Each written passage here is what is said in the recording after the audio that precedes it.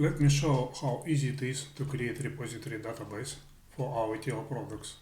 As you're probably aware, all our ETL software store metadata information in the repository database.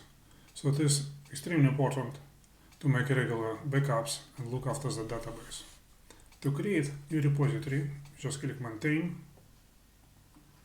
then we click Repository Creation Wizard. Click Next. We select that we want to create new one. Let's call it Testing. We select the type MS SQL Server.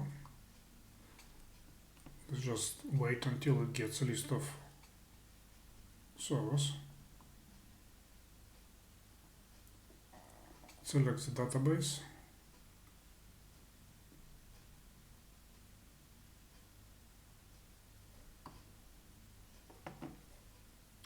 Test connection, okay, works fine.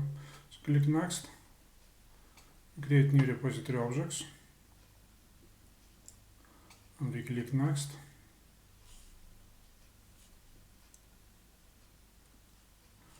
And basically that's it. The repository is created. Let us just check that everything is working fine. So we just switch to new repository and click Reconnect. You can see it is empty. Thank you for watching.